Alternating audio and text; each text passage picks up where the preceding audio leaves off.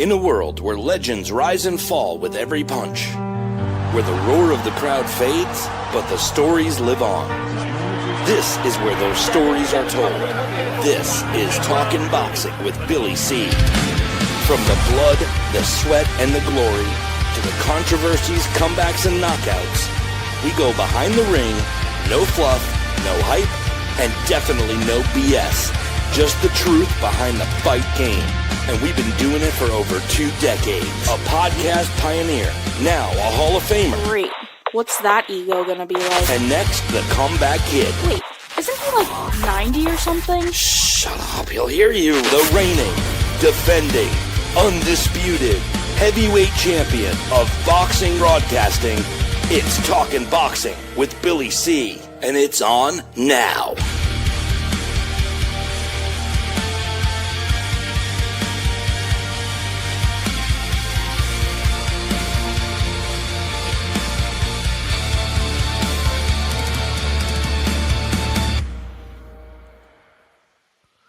And we're coming to you live from the Billy C Studios in Lake George, New York. I'm Bill Calogero, and it's time for the Billy C Show.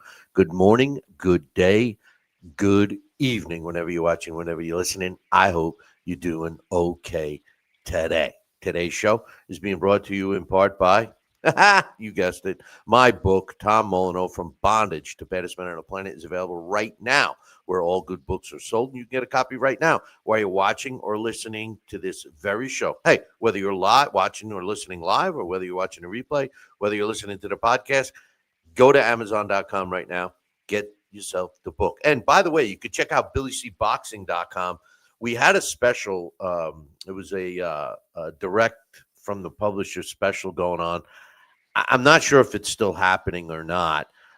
Check it out. There's a link up there on BillyCBoxing.com. And if you do check it out and it's not going on anymore, let me know, and I'll see what I can do, because it was a real good price. I think it was like $12 or something. So check that out. But anyway, today's show, as usual, we got a busy show for you. It seems that the 4 major sanctioning bodies. Now, we got a little taste of this last week when Boxing Bob Newman from FightNews.com came on and was giving us a lowdown on what the conventions were like. And he kind of said it. You know, he was saying that the 4 major sanctioning bodies are, basically trying to team up when, they at one point refused to do that, and they seemed like they wanted the division in boxing, dividing boxing, and and only recognize their champs and what have you. But it seems like Boxing Bob mentioned, and it's been in the news ever since he was on the show, that the 4 major sanctioning bodies seem to be teaming up to go against Dana White's boxing league model, but which is actually better for the sport. What do you think is better for the sport of boxing? Having a gazillion champions and all different crazy rankings and, fighters coming out of nowhere? Or would you like to see one champion in each division the way it was back in the old days? We're going to be talking about that a little bit later. I'll be giving you my thoughts as well as the latest boxing news and updates. This week's guest, none other it's kind of cold up here. Everybody was telling me how warm it was supposed to be, but it's a little chilly in the North Country. But my man Carl King, who's pretty knowledgeable about not only the sport but about how these sanctioning bodies work. So I'm going to get his thoughts on that. As well as his thoughts on not only the league, but the sanctioning bodies and so on and so forth. But first, let's get caught up. I just want to say something. I had gotten a text from a listener, my man Larry, and he says, Billy C, I always watch your show, and you're always looking down. What are you looking at? Well, my screen is right here. So I'm trying to do the screen. I'm trying to communicate with the people in the chat room. Give a shout out to Love It and Coach. They're both in there first. So if you're watching or listening on another platform, come on over to the YouTube chat room and make your opinions. Let them be heard, and I'll read them. But that's why, I try to look up at the camera as much as I can, but I'm looking down. I write my shows, so I'm looking at that. I'm looking at the chat room. I'm doing so many things, so that's why, Larry. All right, so cut me some slack. All right, but anyway, some fight results that took place this past weekend that I want to talk about. First of all, listen, this cat is the best heavyweight aside from Alexander Usyk in the heavyweight division. Who am I talking about? Agit KBL, who fought this past weekend. Look, I broke down the fight last week, and I admitted that I was giving his opponent, Damian Kimba, no chance. And to be honest with you, he did have a chance. He cut KBL right on the eyelid. It was, I was surprised that they didn't mention and talk about that cut. It was under control and the fight ended, but the truth of the matter was it was in a really bad spot. I mean, if Kimba was able to, use his jab a little more, I mean, the guy had so much height and reach advantage over KBL, which is always the case when AJ KBL fights. He's always seemingly the shorter guy. But listen, it didn't make a difference because at 2 minutes and 36 seconds of the third round, KBL improved to 27-0 with 19 knockouts. Kimba falls to 17-1 and 11 knockouts, his first loss of his career. If you didn't get a chance to watch this fight, I think you should, because Agit KBL, in my opinion, is the next best heavyweight aside from Usyk. And to be honest with you, I think he gives Usyk a real good fight. And the reason why I say this is because this guy is tough. He doesn't look it. He doesn't even look like he's in great shape all the time, but he never stops. I mean, you guys hear me talk about Nick Ball. They call him the Wrecking Ball. He's a lighter weight class fighter, but this guy never stops either. He's not as refined as some of the other fighters are, and I don't believe he's as refined as KBL in terms of his style. He just lets his hands go like the Tasmanian devil. But KBL is another guy that is putting constant pressure on his opponents, and he's letting his hands go. He's not afraid to mix them up. He's been down on the canvas before and has gotten back up and won. He hasn't lost yet. He works the body. He's a vicious body puncher, but they sneak in, it seems. And he has a knack for landing shots right past the guard. I mean, right through his opponent's guard. I love the guy, and I really hope that Usyk fights him. I know they're talking about a Wilder fight, and I know they're talking, basically a kind of an easier fight for Usyk because I don't see him having any difficulty with Deontay Wilder, nor any other top fighter. I mean, KBL destroys Wilder too. I mean, Wilder is just, he shouldn't be in the conversation. As a matter of fact, he's has the one punch power, and that's all he's ever had. So KBL wins the fight. There was a couple other fights I'll talk about. It was in a heavyweight division, the co-main event. Granit Xhela and Peter Milas fought. Xhela had the IBF International Heavyweight Champ title, but this was a weird fight. I mean, it was a back and forth fight, and Milas seemed to be in better shape. He hurt Xhela during this fight, and Xhela was the hometown guy. He was the German fighter. and he started battering him. And this referee, if you saw this fight, this referee, I don't know what he was thinking, whether he was trying to help Shala because he was the hometown guy, the promoter's guy, et cetera, et cetera. But it was terrible. I mean, first and foremost, the Shala's opponent, Peter Milas, had him in all kinds of trouble. He was staggering around. He was clearly out on his feet. And Peter Milas points to him, looking to the referee to stop the fight.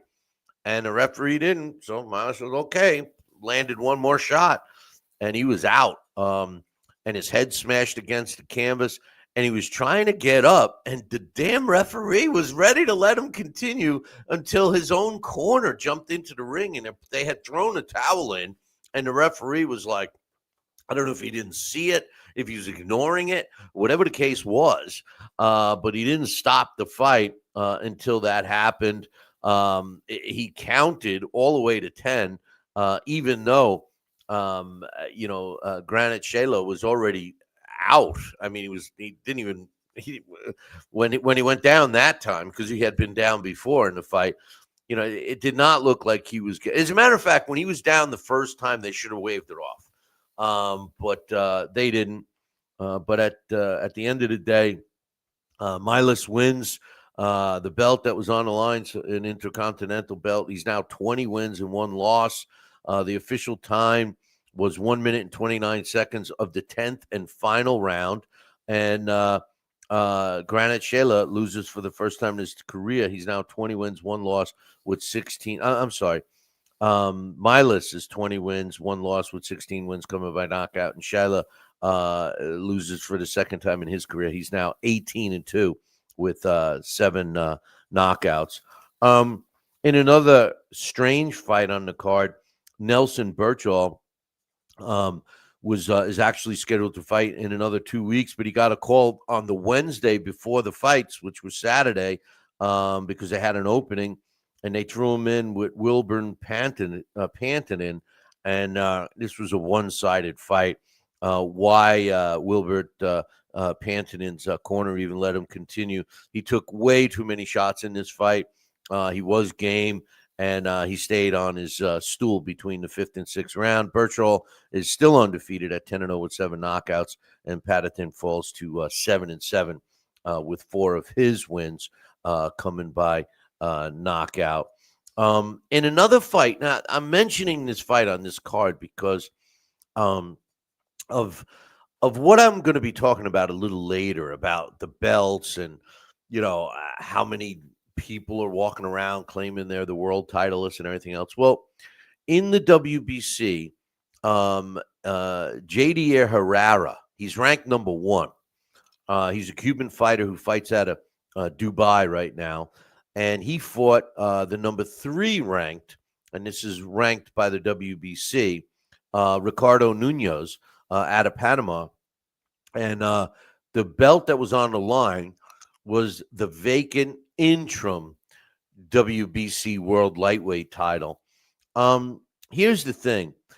Herrera ended up winning the fight. The fight was waved off at 2 minutes and 15 seconds of the 8th round. Nunez was in serious trouble, but he went down and he was in trouble.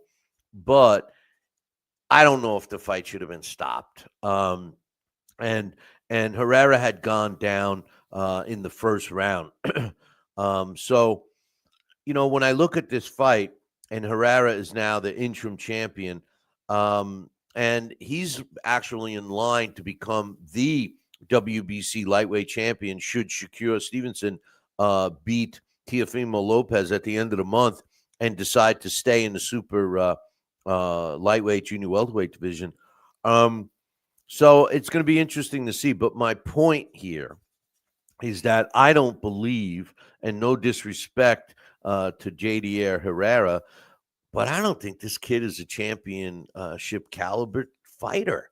And this is my problem that I'm going to get into in a little bit later. You got these guys that are fighting for world titles, guys that are ranked that have no business being ranked, boys and girls.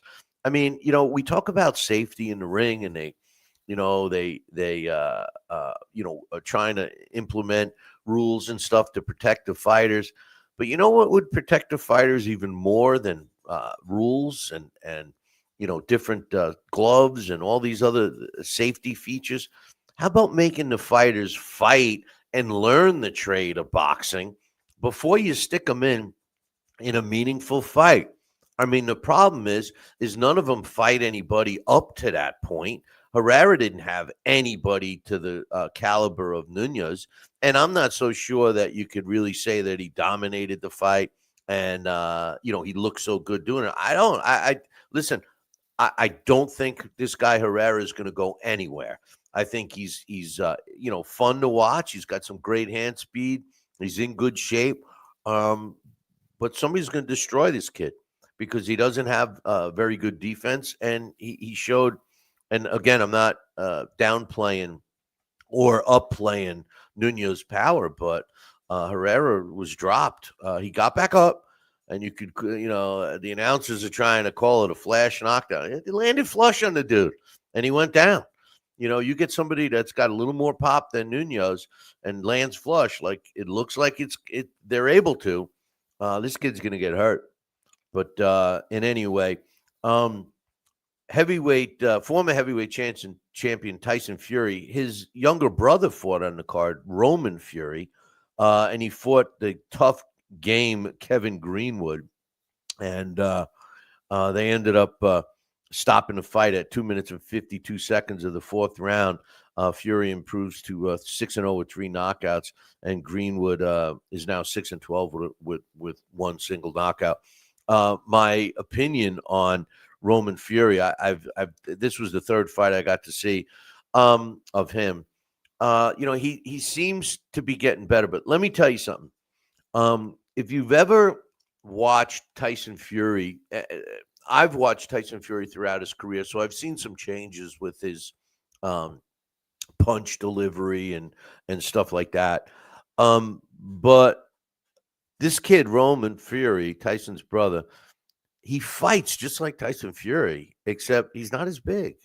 I mean, truthfully, if I was him, I'd probably want to fight at the cruiserweight division. I mean, it looks like he should be able to make 199 pounds with no problem. I forget what the weight was, but it wasn't a heck of a lot over 200, maybe 215 or something like that. And he had a couple of Dunkin' Donuts around the midsection. But the way he punches the way he releases and lands his jab, just like Tyson Fury, and the way he keeps his hands down, just like Tyson Fury, that's obviously something that Pops Fury teaches them. But I don't know, man. I mean, Tyson Fury got away with it because how tall he is and how, just an overall big guy. I'm not so sure Roman Fury could survive any length of time like that. One other fight I want to mention, and I like to tell you guys who I think you should keep an eye on, right? Young fighters. Well, this is a heavyweight. He's a German heavyweight fighter, Nelvili Tiafek. And, he was in a fight. He was in there with the perfect opponent, okay? He really was. Pytov Siwik out of Poland was just very happy to be there. And after he lost, because he was stopped in the second round at just before the end of the second round, actually a minute and 50 seconds. And he drops to 9-6 with 8 knockouts to Siwik. But Tiafek, he's now undefeated, 3-0 with 3 knockouts. Now, here's why I think you should keep an eye on him. This guy, even though he was fighting a much lesser quality opponent, this guy has the skills. I can see the skill set in him. Number one, he's got a mean streak. He's focused on his opponent. Siwik had it was like he was trying to be buddies in there, and Tiafek wanted nothing to do with that. That's number one. Seawick was complaining about some shots behind the head during the fight, and it did not change Tiafak's approach at all. That's number one. Number two, he seems to have a really good jab, a snappy jab, a powerful jab. And now, granted, he was much bigger than this guy, but he really looked polished to me for a now 3-0 professional fighter. He had a good jab. He sets his punches up really well, and when he lands his power shots, he's landing them flush. Now, again, he could have been looking real good against Seawick, but I can see the skill set. It looks like he's got good footwork. Looks like he's got good movement overall. His jab was nice. I loved his jab. Big guy. He's a big guy. Keep an eye on him. He's going to be a guy that I think we're going to be talking about in the near future. Another fight. Dalton Smith is now the new WBC World Super Lightweight Champion after he beat Subriel Matias in Brooklyn, New York, this past weekend. The bottom line was in the fifth round, Dalton Smith, really started throwing an ass beating on Matias, and he went to the canvas.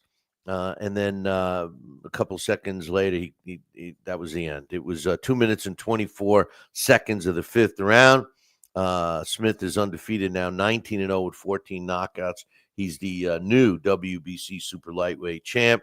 And Matias only loses for the third time in his career.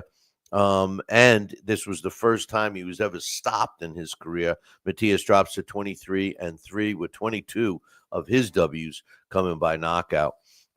In a bare knuckle fight that took place at Bally's in New Jersey, there was some decent fights on there that were entertaining. The co-main event was the fight of the night. Martin Brown and Bobby Taylor fought, and Brown won by the doctor stopping the fight at the beginning of the fifth and final round. Tommy Turner, he knocked out Nathan Mitchell in 32 seconds. So it was there was another heavyweight, Nate Roberts and Terrell Ursey, had people going crazy, and Ursey got the second round stoppage on that one. So I'm starting to get into that a little bit. But in any event, okay, so Zuffa Boxing, Dana White,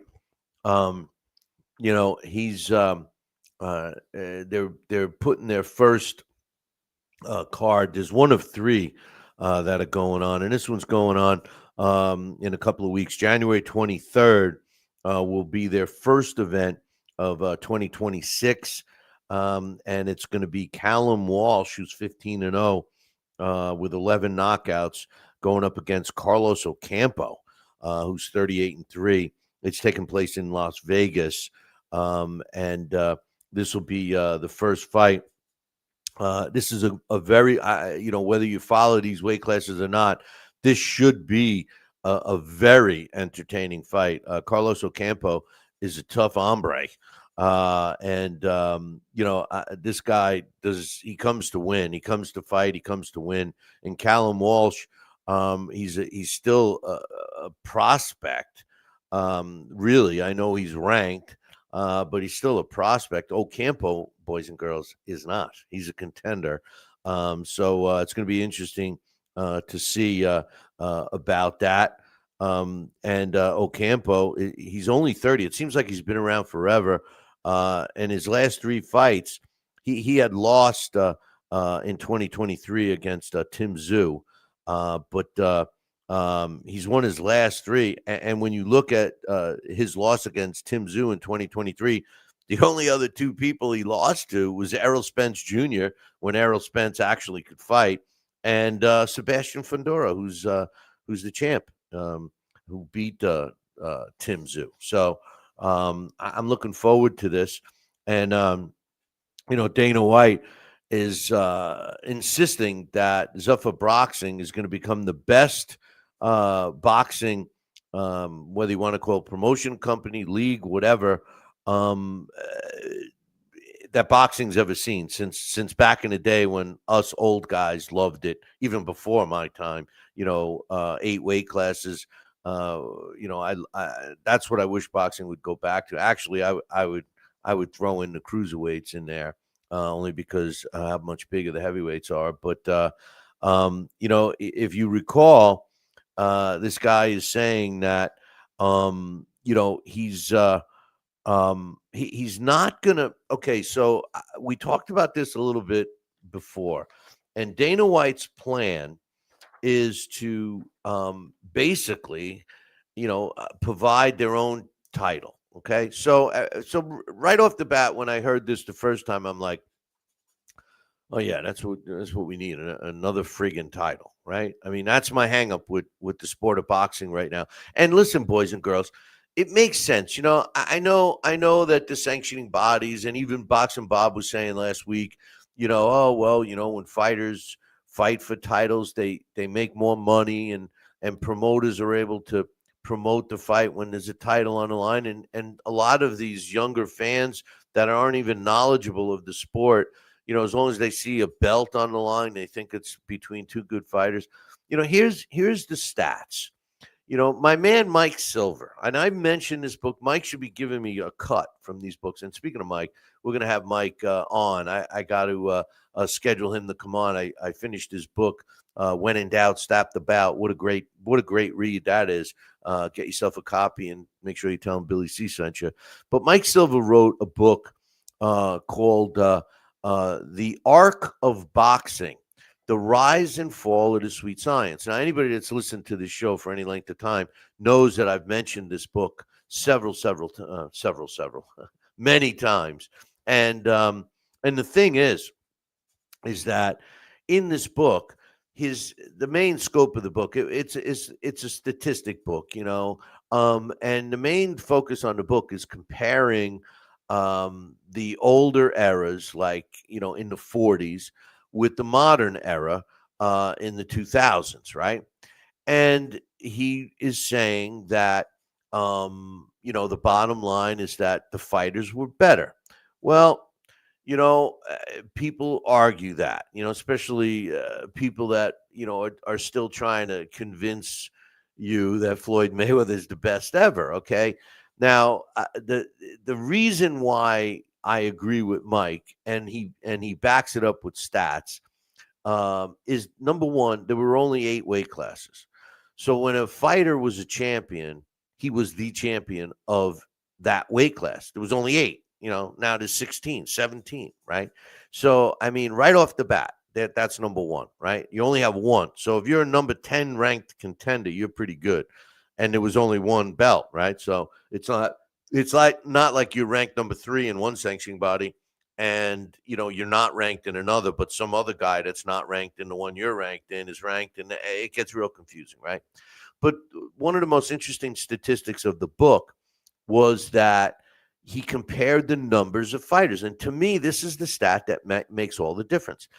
In the 40s, there was something like 2,500 licensed. Now, I'm giving a guesstimate, so I believe this number is actually lower than what the actual number was. But let's just say there was 2,500 registered professional fighters in New York State alone.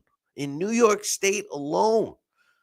not even counting Philadelphia, Pennsylvania, and all the other states and countries, by the way. So there was approximately 2,500 licensed boxers in the 40s in New York State alone. And when he compared it in the 2000s, there wasn't 2,500 licensed boxers in the world. So when you look at it that way, and you say, okay, you had so many more fighters, the pool of fighters was that much greater, right? and you only have 8 weight classes, and you only have 1 title per weight class. And his point is the fighters had to be better. And when you look at their records, okay, not only were they better, it took them, 50, 60 fights before they even were considered for a title. Now you got fighters, and then the argument, and I've made this argument myself for a fighter like Vasily Lomachenko. Well, he had such a decorated amateur career, and he was fighting for a world title in like his second or third fight or whatever, right? And I myself made that excuse, but you know what? I was wrong, and I say that now. It's kind of hard to say wrong. Yeah, but I was, okay. And the truth of the matter is the reason why is because we're seeing it more often today with some of these young fighters that had successful boxing careers as amateurs, just not making it in the pros. And as this argument is being carried on, you got the sanctioning bodies now saying, that Zuffa Boxing wants to ruin the aspirations of fighters being champions. Well, if what you're saying is that they're ruining the aspirations because it's so much easier to get a title when there's a million titles out, is that better for the sport? I don't know. But I'll tell you a guy that might know, and I know he's going to have an opinion on it, is my main man, Carl King, and he joins us right now. What's up, Carl? Hey, Billy C, my man. Hey, Carl, before I start, I got to give you props, bro. What? Hurricanes, brother. The Hurricanes. Well, you ain't seen nothing yet, man. We're going to shock the world Monday night. Listen, I look, I was nervous. I thought we were going to have to play you. I'm an Alabama fan.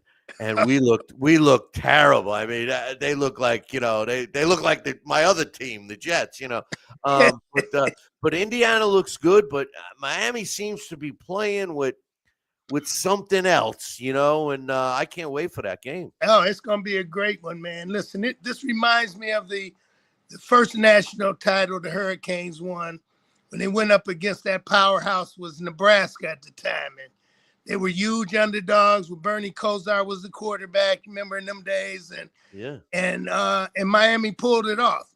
So we've been underdogs throughout this whole playoff. So I think the country's in for a big shot. The Hurricanes win their 6th national title on Monday. It's funny. They kind of snuck in because they had all those sanctions against them for so long. They kind of like people forgot about them, but. There's a bunch of people in the chat room saying, Coach and love it, saying hello to you. So just passing that along. But give my best, fellas. They hear you. He's saying, you guys heard him. But anyway, I'm looking at them like they're here. They're typing, But you said Sam Levitt? What's that? Who did you say that was? We have right now. I see Coach and love it that just mentioned it. Yeah. But anyway. All right. So I don't know if you've been keeping up with this, but it's been bugging the hell out of me. And I've been going back and forth each way, Carl. And I know I didn't give you much info on what I wanted to talk about. And I did it purposely because I know that I'm going to get your honest opinion. So, yeah, thank you for that, huh? Well, come on, man. I wouldn't expect anything else from you. Come on. Okay. But, yeah, I mean, you know that. But, okay, so Zuffa Boxing, Dana White, UFC, he's very successful with that model. And to be honest with you, I thought a lot of the promoters, and especially over the last 15 years or so, maybe more, tried to emulate that model by just basically closing out their promotional company. In other words, not crossing the lines, fighting another fighter with another promotional organization. They kept to themselves, and it really didn't work. We had boxing all broken apart, and with all the titles and interim titles and all that. Well, what Dana wants to do is start some kind of a league I have my opinions of how and why I think it will work. But now, all of a sudden, the sanctioning bodies, they're teaming up and they're trying to sell the fact that this is terrible for boxing to have only, them, which incidentally, they're going to have their own championship. So in a sense, they'll have one title for each weight class. And the sanctioning bodies are upset because they feel they're trying to sell it like they're screwing the fighters because they're not going to have a chance to fight for belts. I don't look at it that way, and we'll get to talk about that now. But the one thing that I'm going to pass it over to you off, and I want to leave this last statement because I want it fresh in Carl's mind, Okay. is the fact that the sanctioning bodies make their living off the sanctioning fees from all these belts, right? So the way I look at it, brother, is that the biggest fear they have isn't that the league will be successful, isn't that Dana White and Zuffa Boxing is going to be successful. What they're afraid of is they're going to loosen their claws out of the sport of boxing and lose some financial money with the sanctioning fees. What's your thoughts on this whole battle that's going on? Well, to be honest with you, I've been an advocate for the organizations for a long time. Since if we go back to, I'm gonna go back to 1977. My father was doing a United States Boxing Championships, the USSB on Wide World of Sports, fighting in these various army bases or military bases. In fact, it was military, not just army, but and we used Ring Magazine at the time was the Bible of boxing, and their ratings were the only ones that mattered. Well, that tournament became scandal ridden when a guy named Johnny Ort was, getting people in for, finagling with the rankings and whatnot. And it turned out to what was a great idea turned out to be scandal ridden and debunked. So at that time, all boxing went to the organizations. And at that particular time, Billy, it was only the WBC and the WBA. So, and they gave kids an opportunity, something to strive for, to fight for. And it was the first time in my life that I witnessed the sport going global. I come up with the football, fan, basketball, and all that, which is all national sports. In 1977, I realized that this is a global sport, and you need these world organizations to kind of, to be one to monitor all these various fighters in these various parts of the world. So I've been a fan of theirs for a long time. I do, however, feel that we have since then had too many governing organizations, and any of us, you and I included, can start one tonight if we chose to. And, so it does affect the rankings, okay? And from what I understand about Dana and this new company is that they want to use Ring Magazine, which is tied to the Turk Al Sheet. And, so I'm not sure how credible those ratings are. It's been a long time since we used Ring Magazine rankings and whatnot. I'm sure they'll suffice. But my point simply is that these governing bodies, the WBAs, WBCs of the world, have done tremendous things for the sport of boxing. And I remember the sport going through this phase where fighters were throwing the belts in the garbage. I don't need this belt because they networks was calling them the alphabet soups and all of these various things. But what that did was, you take away from a child's dream. Was he dreaming as a kid to be the heavyweight champion of the world, or was he dreaming as a kid to become as rich as possible? And chances are, kid might have dreamed for both. So I'm thinking, my line of thinking is that I'm going to be supportive of the organizations. I've seen how one kind of thing transpired when Ring Magazine was Ring Magazine back in the day. And when you just got one promoter, well, I mean, we did this, literally did this 40 years ago.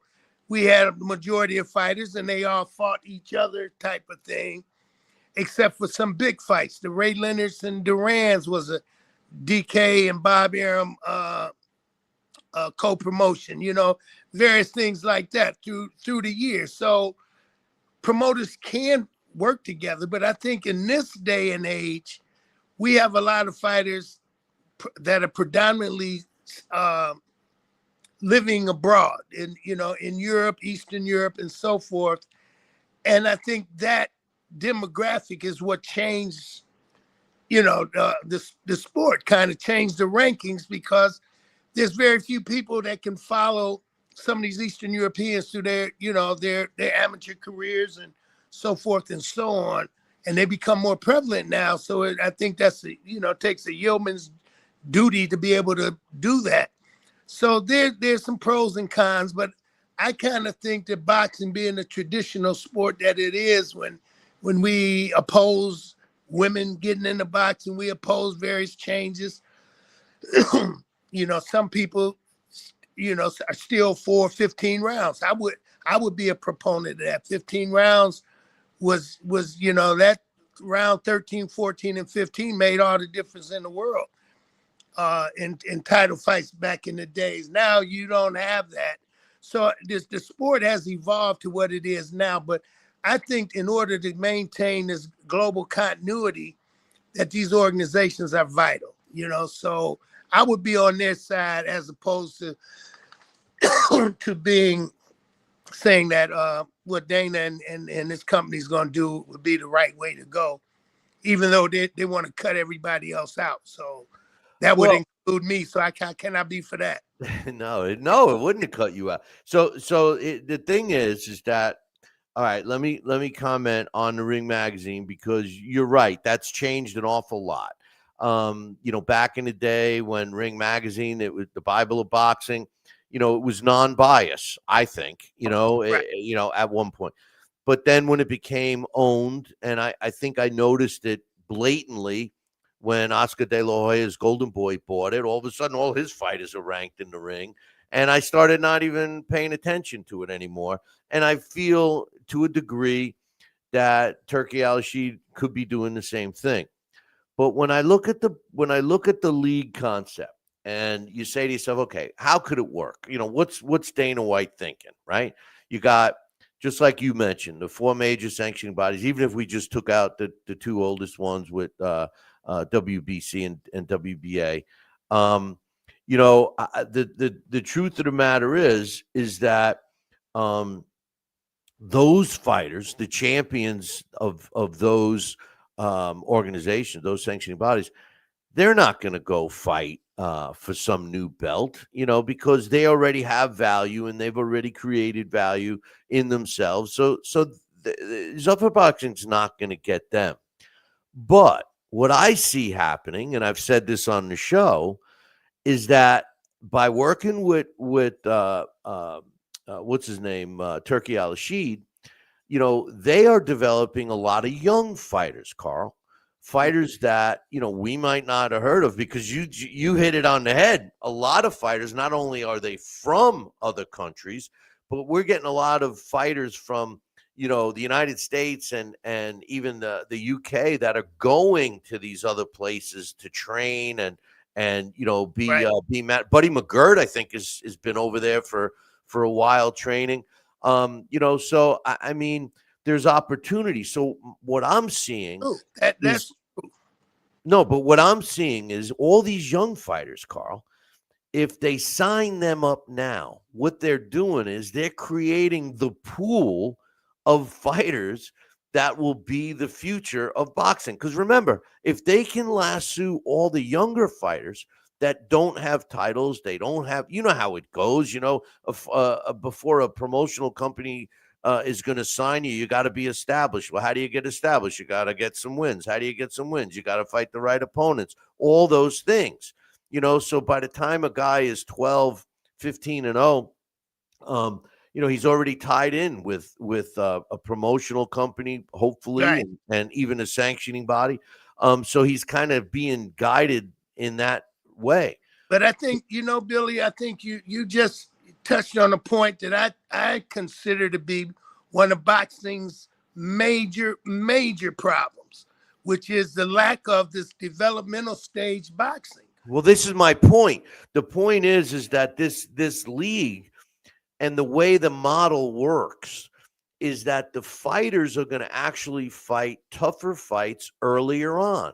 Now, from a manager's point of view, from when you have your manager's hat on, you're saying to me, well, I don't want that. I got to keep my fighters. I got to keep my fighters intact because I want to fight for a title. But my problem is what we're getting. Not only do we have a diluted pool of fighters globally, even though it's become a global sport, there's still a lot less fighters out there than I would like to. I would like to see a lot more. Not only are we dealing with that, but we're dealing with young fighters fighting easy fights. So the development of those fighters, which as well as anyone, most of the time it takes place in the ring, fighting a professional fight, learning on the job, not just in sparring, not just in the gym, So we're not even seeing these guys develop until they have some kind of trinket around their waist.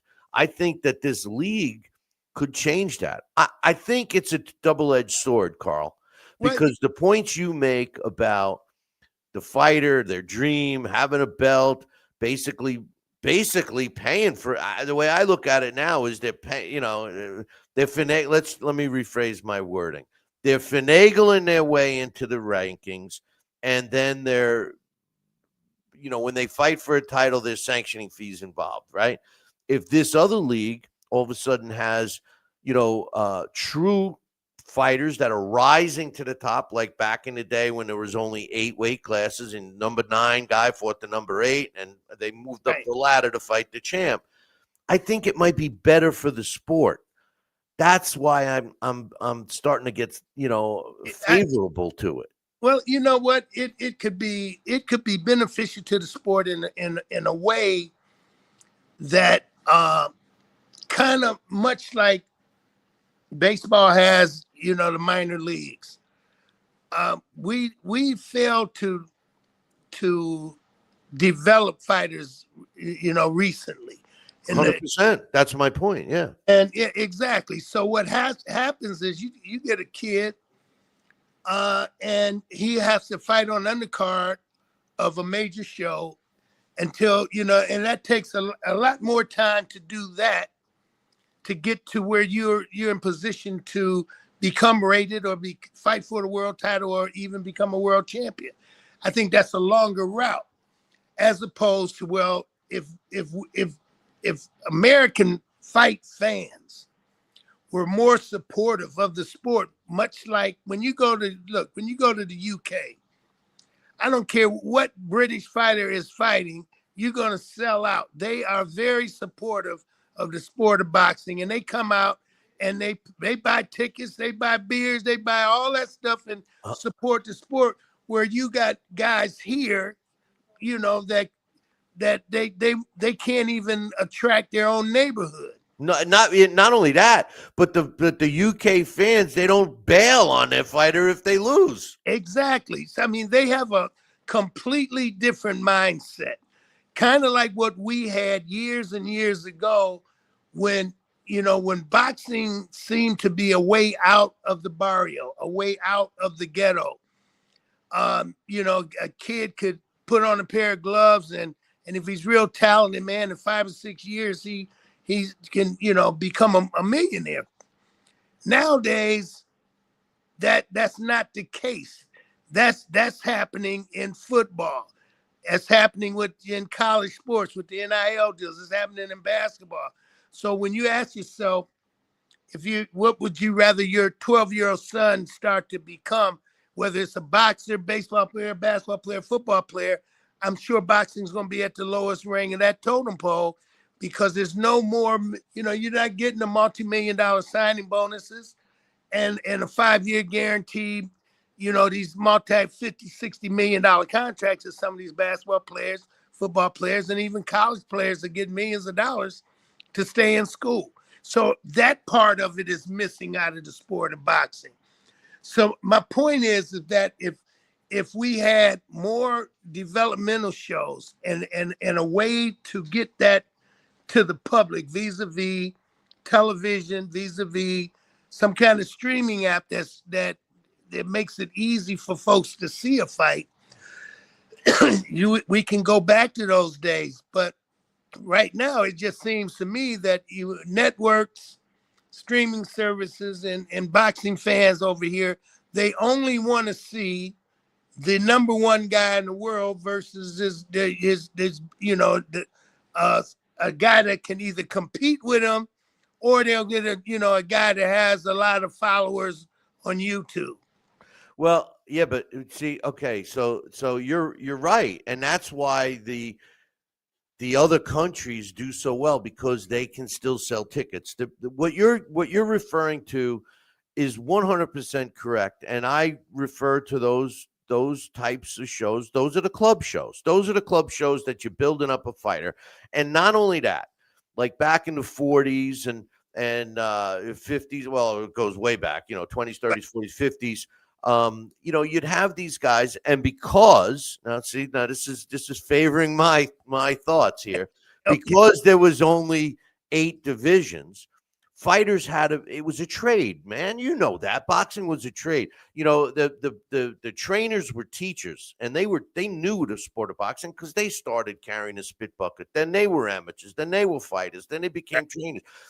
Now you have a guy. I could be the head trainer. I've done everything in the sport of boxing except training, but I could spend $50 for a license tomorrow and be the head trainer in a fight. Okay. Don't forget the towel over your shoulder. That's it. I can do that, and I can spray water on him. But and then I get the title. But my point is that these club shows, which were the backbone, not only to introduce people to the fighters, but they created rivalries. We used to be able to have a club show in a town that was 20 miles away from another town, and each town had their fighter, and they would fight, and one time they fight in their town and another time, right. And that's what developed the followings. We don't have it anymore. Why? Because we don't have as many fighters, Carl. And that's my point. I know that's why the promoters can't afford to do a club show anymore with all of the especially New York. I mean, I know New York, New Jersey, Nevada, the medicals and everything are so expensive. I mean, and then 4-round fighters now are demanding, big bucks to fight. Nobody wants to fight anybody. I mean, it's very hard to do the smaller shows. It's very difficult. So in that particular sense, I can see where a league would be beneficial in producing those types of fights. But I think in the long run, Billy, you're going to have these organizations doing, I don't think they're going to fold up their tent, so I think that you're going to have that group of fighters, and then whatever's developed by Dana White and his crew. I just don't think that that's the answer to boxing's problem. We know what drives it, right? Money. Yes. Let's be real. Okay. So it's the money, right? So now, right now, it's easy to say, well, I mean, if me and you had a fight and we had a chance to fight for a WBC belt or one of the 4 major belts, and the fight was offered to us, of course we're going to take it, right? Now, but if 5 years from now, 7 years from now, when all these guys, these top guys that are demanding, big paydays and titles and all of that, now they're not fighting anymore. And the majority of the younger fighters went to this league. Why? Because they're paying the younger fighters more, because they're risking more. And it's a league so that they have some other things. They have, they're promoting retirement and medical insurance and things like that. So it might be more enticing for a younger fighter who, let's face it, these younger fighters, a lot of the kids that I've talked to that are fighting they're no dummies anymore. I mean, it's not like the kid has no choice. I mean, I had a guest on here from out west a couple months ago. He's a college grad. He's investing all his boxing money in neurological research to help fighters. I mean, this is a smart kid, and he's fighting. Right. He's a middleweight, So I just think that it won't be that. I think that the telltale is going to be down the road, 5 to 7 years. Well, I agree, but you got to look at it like this too.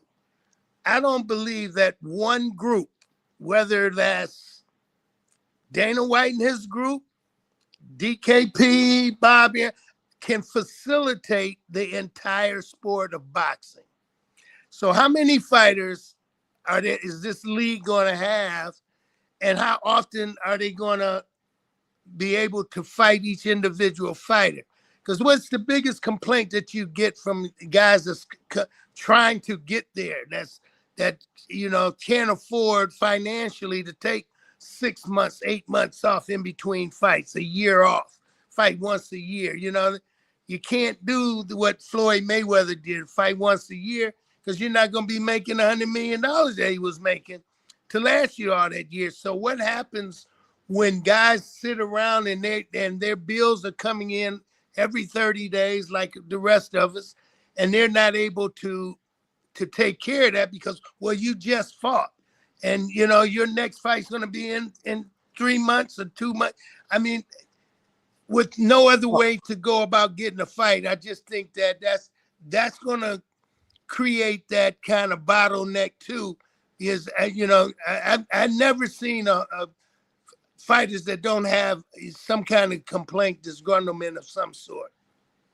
Well, that's the problem with all of boxing. They don't fight enough. Exactly. And here's the thing. A fighter fights 4 times a year. They're winning Fighter of the Year award. Okay, even young fighters, when you're building them up, they're not fighting every month. If this league with the money that's behind the league, Carl, if these guys can put on show after show after show, and they're treating to these, like this fight that, this first one that he's doing in January, next week, January 23rd, Carlos Ocampo is taking on Callum Walsh. That's a good fight. It's not a title fight. Callum Walsh is a young prospect who's 15-0. But Carlos Ocampo, we know him. I mean, this guy's been around at 38-3. This is no layup fight for Walsh, and it seems to be an opportunity for Ocampo. So if they can produce matchups like this that the fans pay for, that it's going to boil down to that, right? I mean, what, Billy? I think it boils down to this. I think it all boils down to the television outlet. Okay. And if I'm not mistaken, I think they're doing this with Netflix. So no, they have multiple stuff. Yeah, they're going to have the Zone. They have this first one is on Paramount Plus. So yeah, they've been able to sign. That's a key part of it. Getting those deals. Exactly. So it's the same thing. I think here in the States, it's like it used to be if you wanted to find out who's fighting Saturday, it wasn't a difficult thing. Now you might find out who's fighting Saturday. Now you got to figure out where you can see it, as Paramount Plus. I mean, it's no continuity in that, is my point. Like Netflix has a subscriber base, so they certainly can afford it. Put on, they're not, you're not looking for the $69, $79 per customer to pay for the fight and pay-per-view. They have the subscriber base that pays them anyway. So it's just a matter of them making a strong calculation as to what that's worth. Yeah, but wait a minute. What it's worth is it's almost like the old style. Let's revert back to what you just said with the club shows, Carl. Because how did a club show be successful? You had to hit the pavement, knock on the doors, sell advertising, create a program, do all of that stuff that nobody does anymore, because now fighters, they promote themselves. Promoters don't promote anymore. The fighters promote themselves on social media. There lies the problem. Well, here's something that's interesting. And my man John is in the chat room, and he's going to agree with me. So now you do like what they did with Netflix, and you put your show in front of 33 million viewers, right? Now, guess what? The advertising dollars become an issue.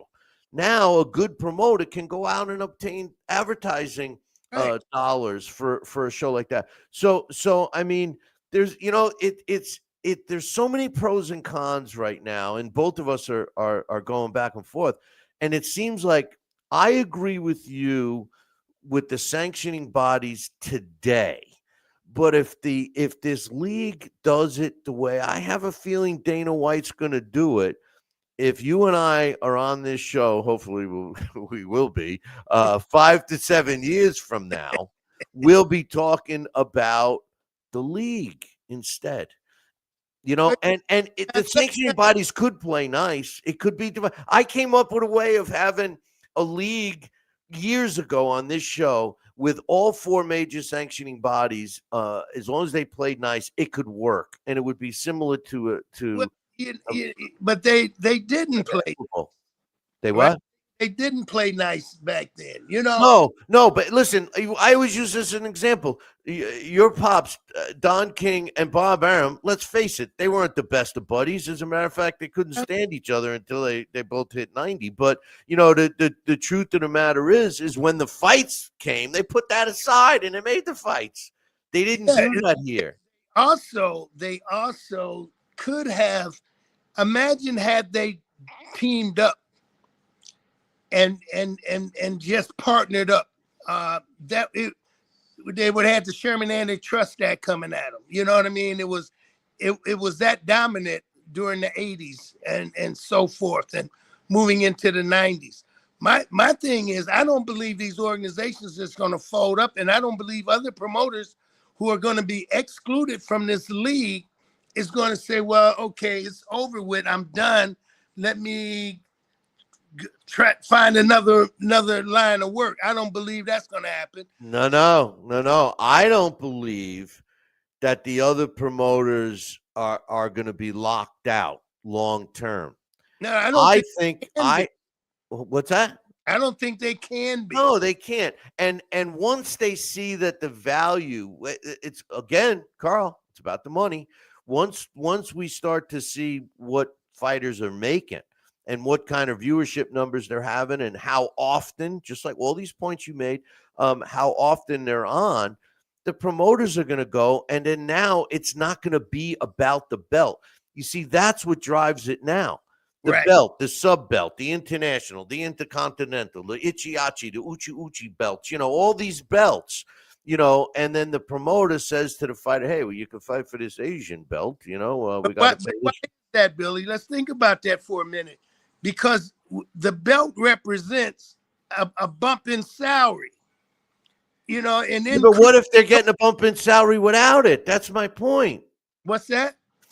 My point is that the league will be in a position to give the bump in salary without some trinket. Did Floyd Mayweather, when boxing, when you get to a certain point, it doesn't matter if you have a belt. Floyd Mayweather could make millions of dollars whether he was fighting for a belt or not. But Mike Tyson, same thing. I understand, but when they're not there, when the fighter no longer has the title, what does he say? I want to get my title back. He doesn't say I want to get back in the ring so the world can see me again. It's I want my title back. So that little trinket is much like a Super Bowl ring. Guys don't wear the rings, but man, you don't think they special that they want to play their ass off to get that ring at the end of the day? I agree. I agree 100%. And I love the fighters and respect the fighters that feel that way, and it's not about the money. But when you look at dilution, that Super Bowl ring, that same comparison I'll use right now, the Super Bowl ring, only one team a year, everybody involved with that one team. I lost your video there, Carl. Gets the ring. It's not like everybody gets a participation Super Bowl ring. So when you get your video back, Carl, I must have lost Carl altogether. And he made a great point about that, but I'm using it against him because the Super Bowl ring that the winners get, only 1 year, one team, right?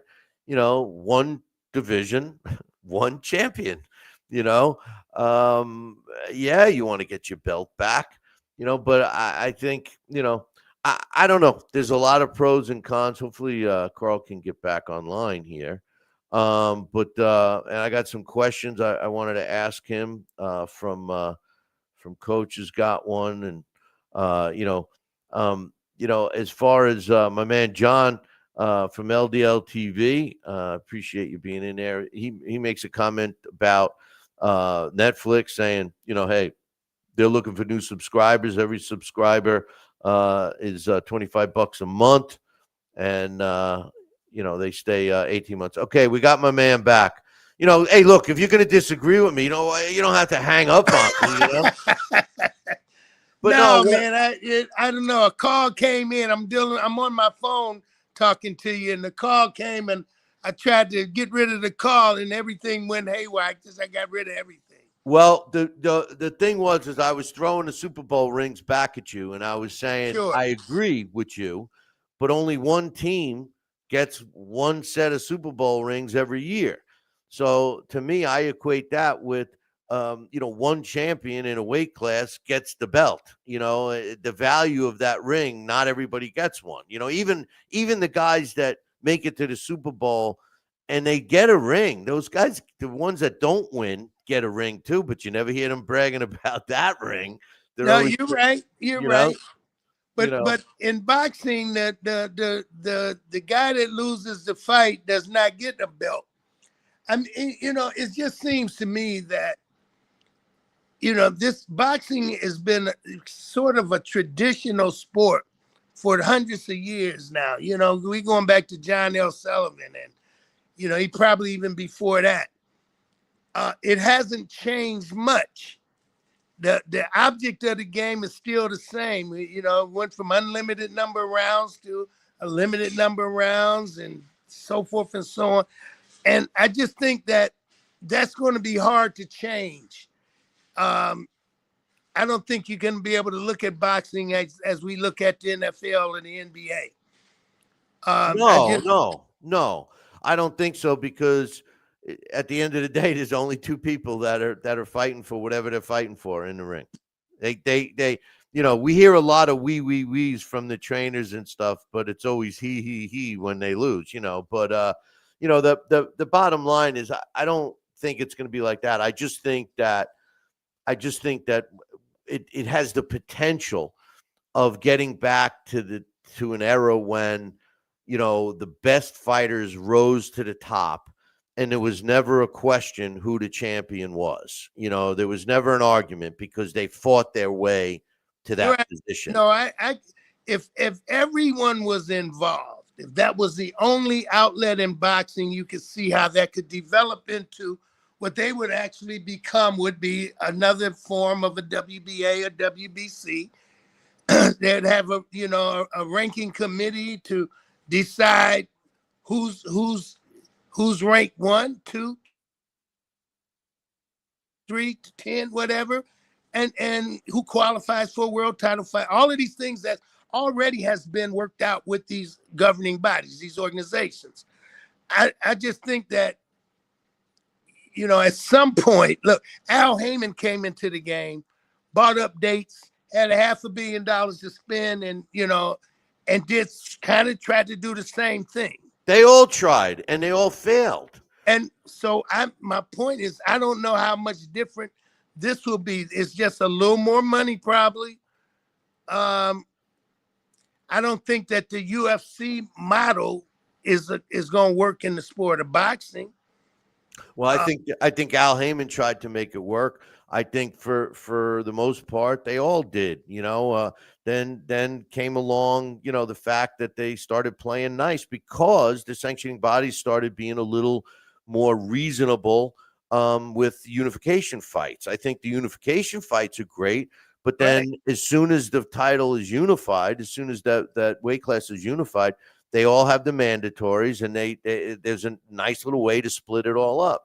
It's going to boil down to how many people go to the league. And I think eventually what's going to happen is that it is going to work out. The sanctioning bodies could potentially get squeezed out, or they'll cut some kind of a deal with this league down the road where they can have their fighters fight for their titles.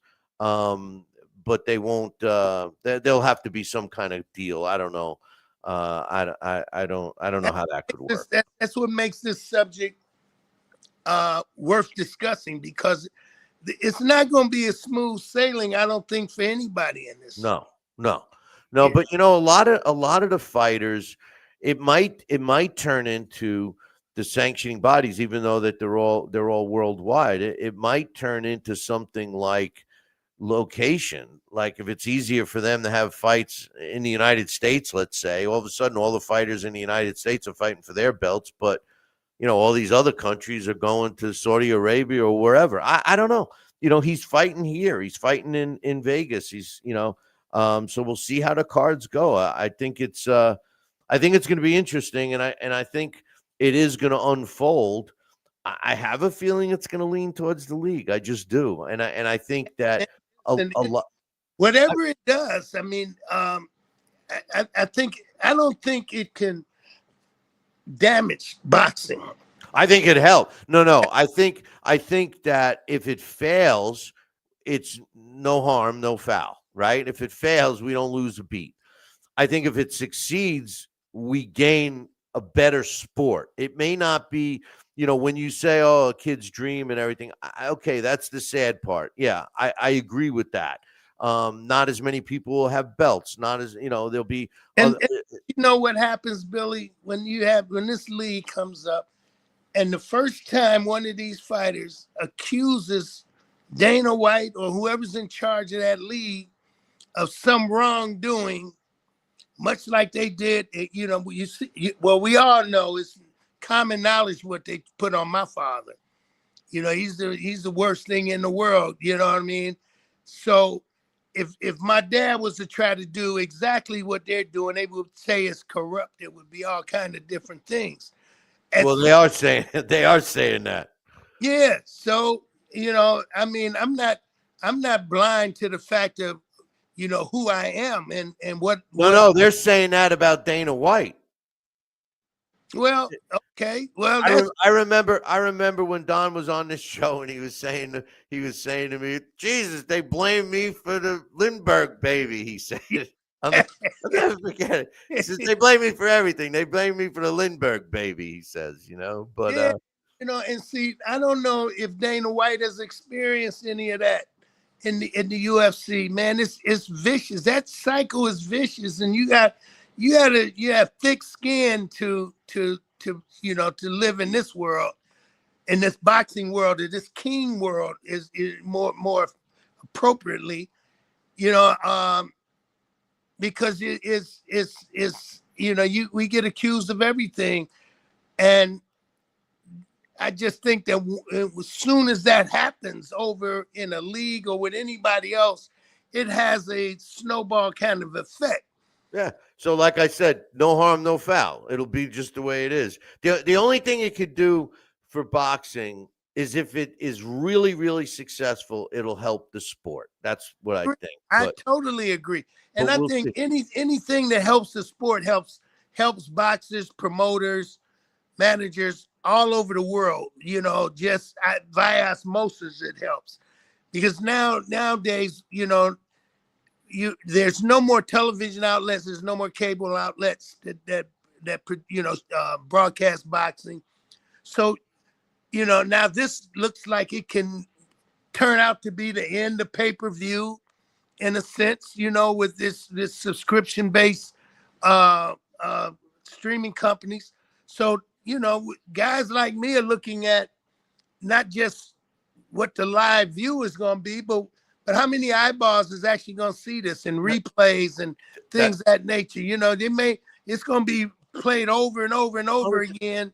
And that same advertisement for Carl King's management service, whether the fight happens live or whether they're replaying it, is on the show.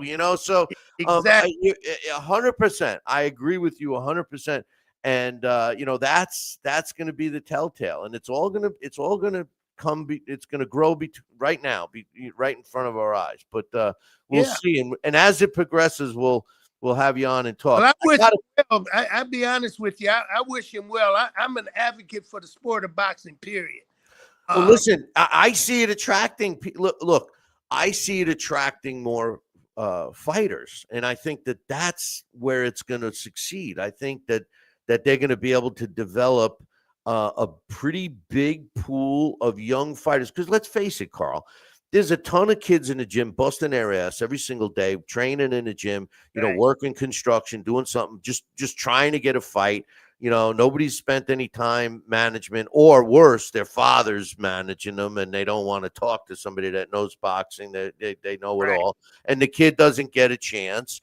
Or they're waiting to sign some big deal that never comes, and then they lose interest, like every kid does, with anything, So I think it might be a path to getting more people interested. And one thing that we haven't touched on is all going to come down to how big that budget is. Well, how much willing to invest in transforming this sport over the next 5 years. Well, here's the thing. They've already put in place like minimum dollars per round, something that now they've actually, if you think about that burden falls on a promoter that's trying to do a fight for, building their fighter up. Now those wins that the fighters get is all of a sudden that budget is going up. So I think the pressure is on the other side because this league has funds. I mean, we're talking about the parent company owns the WWE and the UFC, and plus sprinkle in Turkey Al Rashid. I think there's some money involved, you know. So hey, I got to spend it. Yeah, well, we'll see. We're gonna know this year, bro. But I got my man Coach is in the chat room, and he wants me to ask you a question. Okay. He says, hey, Bill, ask Carl, how did the Ali Act and its manager-promoter separation fundamentally change your approach to managing fighters compared to the early days of Monarch Sports? That's from Coach. Well, Coach, first of all, I think that the Muhammad Ali Reform Act was misnamed. It should have been the Don King, Carl King Act of some sort, because it was certainly designed for us and us only. No one else were forced to kind of pay, to abide by these rules. You know what I mean?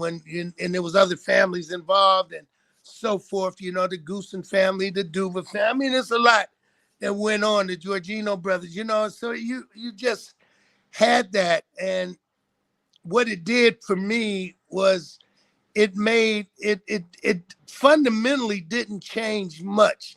It didn't change the relationship that I have with my father. It certainly didn't change my opinion on who I would want my fighters to be promoted by, and that sort of thing. What it did do was made it inconvenience for it made it harder on me to be able to go get these guys. The budget became slimmer. In other words, when I had the help of Papa's pocketbook, that's a little different. When it was mine, well, some adjustments had to be made in order to get these guys. So, but theoretically, man, I think it was designed just, I think it's a bullshit law. It was designed to separate my father and myself. And I think that having family involved is one thing. My father got me started in this business, but he certainly didn't do the work that I did in order for me to stay here. I had to, I had to have something to say in order to stay.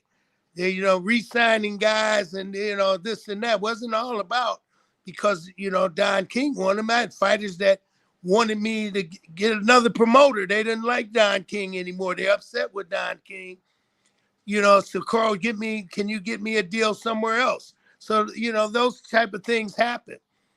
But but far and more that the Ali Act came, it was designed to destroy my father and us, that bond, that unity, that power base that was damn powerful too. Well, if it's any consolation, this league is changing that back so that they can manage and promote and do all those things. It's one of the arguments. It's one of the arguments because of his complexion, maybe. Well, the thing is that did it really? I think the argument now is it's hard to say if it's a conflict of interest or not. If the contract can be written in such a way that you can stipulate some things that can or can't be done between the fighter, manager, and promoter with themselves. You know what I mean? It doesn't have to be blanketed in, but that's neither here nor there. It was one of my man coach is, he comes up with these things all the time, and sometimes he bails me out because you know how it is getting a little older, Carl, and I all of a sudden I'll get to a blank spot. I'm just about to say something. And then maybe if a squirrel went by or a bird flew by, I lose my train of thought, and he gets me back on track, But well, thank goodness for Coach. I appreciate the question. But anyway, listen, my man, I appreciate you coming on with this. I know we can keep talking about it for a long time, but I tell you what, let's talk about it as soon as some new news about it happens. He's got 3 fights in a row. Let's see how it happens. Let's see what happens, and keep an eye on him. And one thing I will say, boxing right now with these streaming services, we lost the networks, but I got to be honest with you, brother. There's more fights on now. I mean, I love being able to tune into the fights, on a Sunday or like a Saturday afternoon. And watch it. I just can't stay up till 2 or 3 in the morning anymore. I would just like to have the schedule on where I can find the fights. Well, you got to get this. They're not paying me, but the Zone is that you got to subscribe to that. I got it. And when you do that, you got the fights. You can watch the replay because some of the ones that are here in the States, they're on at midnight, 2 o'clock in the morning. I go to bed. And then when I wake up my normal time at like 3 in the morning, 4 in the morning, I watch it as if it's live. I don't know who won. So what difference does it make? That's the way to do it, man. So well, we'll see how it all plays out, man. I'm anxiously waiting to see how it turns out. I wish him well as a ball promoter. I'll be talking to you because I might be coming down that way for the Florida event in June. So hopefully we can hook up then. But I'll talk to you well before then. Sounds good, man. Anytime you need me, you know how to get me.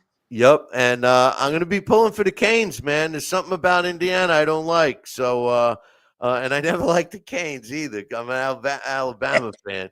I don't like what they did to the SEC in this bowl. I mean, they beat the hell out of them. I was shocked you beat Ole Miss, but whatever, But you're gonna be even more shocked. Good. I hope they make Mendoza have a terrible game so that the Raiders don't pick him and maybe the Jets get a shot at him. All right, brother. I'll talk to you soon. All right, bro. Take care. Take care. That's my man, Carl King, and he. It's kind of like we both were split on it. I mean, Carl made some great points about the sanctioning bodies, especially from a young fighter's point of view, which I got to be honest, I wasn't even thinking of that. I was thinking of the boxing purist thought. But I think he also saw, some stuff that I'm trying to look at. But in any event, yes, and I forgot where my man Joel is reminding me, Triller TV and their pay-per-views, which I love. I watched the last one with the McKillian fight. And I tell you, I love the announcer. I was jealous. I wish I was one of the analysts there because I loved the way they called the fight. It was enjoyable to watch. So if you're not hooked up with Triller, make sure you do that. Some news real quick. Mario Barrios is defending his WBC World Welterweight title against Ryan Garcia. Yes, it's taking place in Vegas, February 21st. I'm looking forward to that one. Ryan hasn't been in the ring. They're giving him a direct shot to the WBC. And this is exactly one of the reasons why I hope that the league works, because I don't think something like that would be allowed to happen. I mentioned Nick Ball. I love this kid. He's the WBA World Featherweight Champion. He beat Raymond Ford. It was a great fight. He is going to be fighting again February 7th in Liverpool against Brandon Figueroa. Figueroa is a tough guy out of Texas. 26 wins, 2 losses, and a draw. So you're not going to want to miss that one. Manny Pacquiao is coming to the Toining Stone on February 28th. I know his son is going to be on that card, and I believe there is going to be some title on it. Elijah Pierce is going up against Lorenzo Parra, which was a fight that was rescheduled from an earlier date, and they will be the main event. And there's some other fights, including a local hometown favorite that I've seen there a couple of times. Bryce Mills is going up against Tobias Green. So we'll see who wins that one. I'm going to be ringside. So if you feel like busting my chops, come on out to that fight, Turning Stone, February 28th, and make sure you say hello. I will be glad to talk boxing with you ringside. Maybe Lovett will come and join me. I told her I would take her to dinner. So come on, meet us at the Turning Stone. I don't know if you heard it, but Moses Ituma is supposed to be the main event against Jermaine Franklin. It was rescheduled to March 28th due to an injury. It was supposed to be taking place at the end of this month, and now it's March 28th. The whole card has been postponed. But there's a lot of other rumors going on because Ituma now has been ordered by the WBA to fight Murat Gassiev for the current regular WBA World Heavyweight Championship when he beat Gassiev, when he beat Pulev. He's also in line for the WBC final eliminator against Lawrence Oakley out of the UK. And he's also been mentioned as a potential opponent for Alexander Usyk. So I have a feeling that, money might make this Jermaine Franklin fight never even happen, but we'll see. Speaking of heavyweights, Efa Ajagba is taking on Charles Martin February 14th. Guess what? That's a Zuffa boxing show. It's going to be another one in Las Vegas, and that one will be on Paramount Plus as well. So hey, did you see that this fight is a real good one? I'm looking forward towards. Anthony Kakashi is going to be taking on Jazza Dickens. It's going to be March 14th on St. Paddy's Day in Dublin, which should be really fun to watch. I wish I could be there for that. And it's going to be interesting. Also on that card, Mark Chamberlain. So that's going to be a good one. Jazza Dickens, I like him, man. And, taking on Kakashi that's going to be a good fight. Mark your calendars for that. My man Jimmy Birchfield in CES Boxing is returning February 7th in Cranston, Rhode Island with the Winter Brawl. I would love to. He always has great cards, and these are the club shows that you got to go see. Like Carl and I were talking about club shows. My man coach is just giving us a quick news break here. Gervonta Davis, Tank Davis, just was arrested again in Miami today. Tank, you're such a silly boy. January 31st, Bare Knuckle Boxing's 50th show is going to be taking place in Miami. I'm kind of liking that Bare Knuckle Boxing. There's a fight this weekend. I don't know where you could see it. It does have some kind of TV. But the only reason why I'm mentioning it, and I'll be breaking down next week, there'll be some good fights the week after. We got the Stevenson fights. I'll be breaking those all down. But there's a heavyweight that I got to see, and I thought he looked promising, and he happens to be fighting on Saturday in Philadelphia. His name is Daniel Pero. He's a fighter out of Cuba, heavyweight. He's 11-0 with 8 knockouts.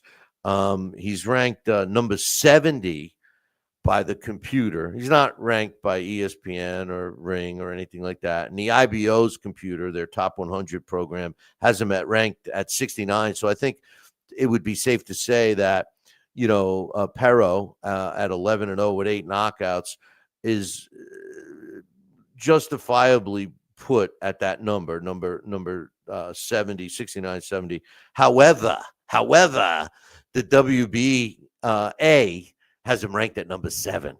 Can you believe that? I mean, that's the absurdity of the sanctioning bodies. I'm sorry. And that's why, we have these mismatches. But when you look at Daniel Pero, who I like, he's 26 years old, out of Cuba, 6'5".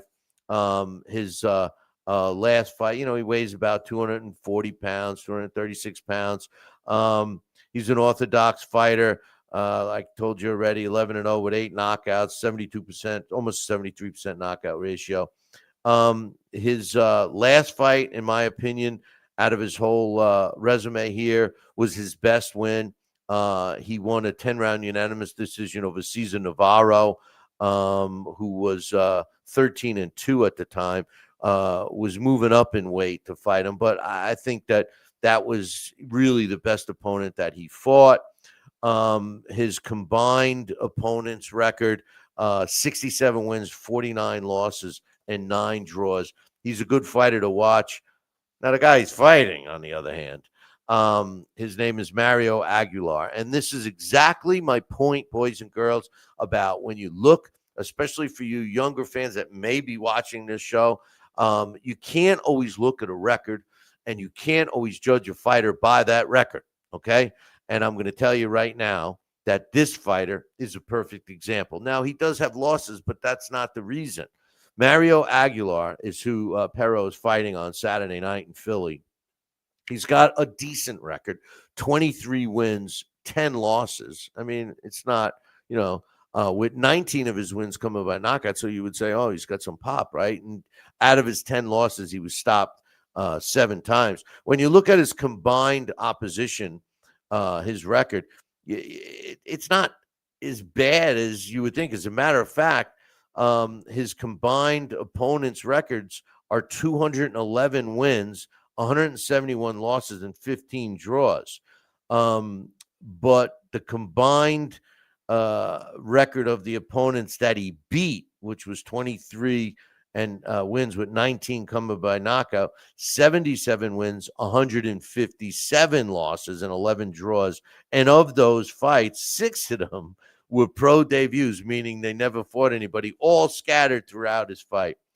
He's not rated anywhere. The computer ranks him at number 513, so he's not even on the IBOs. His best win of his career was over Humberto Soto on October 2nd in 2021, and Humberto Soto was 10-1, except it was a disqualification win, so he didn't even beat him. Look, this guy is The only difference between him and a lot of opponents that you see over in the UK is that the opponents in the UK that have, double, even sometimes triple digit losses know how to fight. They go in there, they don't know how to win, but they know how to fight. They go in there and, they go rounds and they don't get stopped. This guy, he doesn't. He's in there to get stopped by Pero. Pero's going to win by knockout. One last thing I want to mention here. The Virgil Ortiz, Jaron Boots in his fight. We were told that it was going to happen. It's a fight that we want to see. I think that Boots Ennis, in my opinion, is a little. I'm not sold on him yet. I'm just not sold on him yet. He's got all the tools against all the people he's been fighting. But I wanted to see the Virgil Ortiz fight because to me, Virgil Ortiz has been getting better and better. And I thought that this would be a really good matchup and that the winner of this fight would really move on to, take their rightful spot in the division. But apparently it's looking like it's not going to happen. Some of the reasons, Oscar De La Hoya, I saw it on social media. I didn't make much of it because I really didn't get any quotes from a reputable website like Fight News, which I like to go by because it's just news. It's not opinionated stuff. Like I said to Boxing Bob last week, I'm opinionated enough. I don't need to look at a website and get other people's opinions. But Oscar De La Hoya said they're moving on from the fight because he didn't like the offer that Eddie Hearn for Virgil Ortiz made, which I thought was the perfect offer. They offered Oscar De La Hoya Ortiz is Oscar De La Hoya. Ennis, Jaron Ennis is Eddie Hearn's guy. I misspoke. So they offered a 60-40 purse split with the winner receiving 5%. 60-40 is Eddie Hearn suggesting that Boots Ennis is getting the 60 and Virgil Ortiz is getting the 40. I think that this fight should happen, but they should do a 50-50 purse and the winner receiving the 5% bonus. So I think that that's fair, but it would be pretty silly for these guys not to fight.